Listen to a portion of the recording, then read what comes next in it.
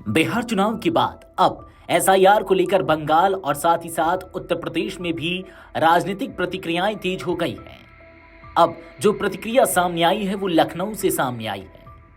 जी हां, लखनऊ से बड़ी राजनीतिक प्रतिक्रिया सामने आई है, जहां बहुजन समाज पार्टी यानी कि बसपा की राष्ट्रीय अध्यक्ष एवं पूर्व मुख्यमंत्री मायावती ने मतदाता सूची के सघन पुनर्निरीक्षण अभियान यानी कि एसआईआर पर गंभीर सवाल उठाए हैं।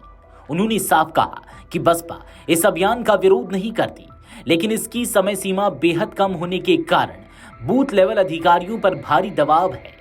मायावती ने दावा किया कि इस दबाव की वजह से कई बीएलओ अपनी जान तक गंवा चुके हैं, जो स्थिति की गंभीरता को दर्शाता है।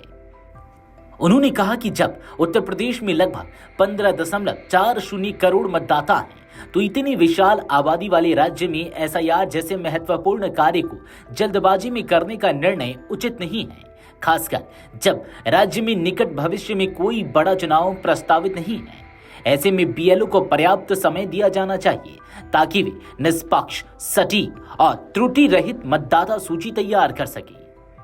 मायावती ने चेतावनी देते हुए कहा कि इतनी कम समय सीमा में अभियान पूरा करने के परिणाम स्वरूप बड़ी संख्या में वैध मतदाताओं, खासकर गरीबों और काम की तलाश में दूसरे राज्यों या शहरों में रहने वालों के नाम वोटर लिस्ट से गायब रह जाने की आशंका है। उन्होंने कहा कि यह स्थिति इन लोगों को उनके संवैधानिक मतदान अधिकार से वंचित कर देगी, जो बिल्कुल अनुचित और अस्वीकार्य है। इसलिए बसपा की मांग है कि पुनर्निरीक्षण अभियान की समय सीमा को बढ़ाया जाए ताकि किसी भी मतदाता के साथ अन्याय ना हो। इसी के साथ मायावती ने चुनावी पारदर्शिता पर सुप्रीम कोर्ट द्वारा जारी नए निर्देशों का भी जिक्र किया। कोर्ट के आदेश के बाद चुनाव आयोग ने उम्मीदवारों को अपने आपराधिक इतिहास की पूरी जानकारी हलफनामे में देने के निर्देश दिए हैं। साथ ही इन्हें स्थानीय तथा राष्ट्रीय अखबारों में प्रकाशित करना भी अनिवार्य किया गया है। मायावती का कहना है कि कई बार उम्मीदवार अपना आपराधिक इतिहास पार्टी तक छिपा लेते हैं। ऐसे मामलों में सारी जिम्मेदारी राजनीतिक दलों पर डालना उचित नहीं है।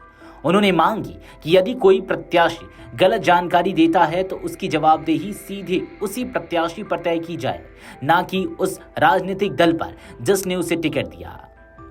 चुनाव प्रक्रिया की पारदर्शिता को लेकर मायावती ने एक बार फिर से ईवीएम पर सवाल उठाए और बैलेट पेपर से मतदान की मांग दोहराई। उन्होंने दावा किया कि बैलेट पेपर से मतदान कराने में अधिक समय लगने का चुनाव आयोग का तर्क कमजोर है। अगर वोटों की गिनती में कुछ घंटे अतिरिक्त लगते भी हैं, तो इससे लोकतांत्रिक प्रक्रिया पर कोई नकारात्मक असर नहीं पड़ता। उन्होंने यह भी सुझाव दिया कि अगर तत्काल बैलेट पेपर प्रणाली लागू नहीं की जा सकती, तो कम से कम वीवीपैट की सभी पर्चियों की हर बूथ पर गिनती कर उन्हें ईवीएम के आंकड़े से मिलान किया जाए। इससे चुनावी प्रक्रिया पर जनता का विश्वास मजबूत होगा और किसी भी तरह की शंका की गुंजाइश नहीं बचेगी। मायावती के इन बयानों ने चुनावी तैयारी और मतदाता सूची पुनर्निरीक्षण प्रक्रिया पर नई बहस छेड़ दी है, जिसे लेकर आने वाले दिनों में राजनीतिक हलचल तेज होना तय माना जा रहा है। Video desk अमरुजाला.com।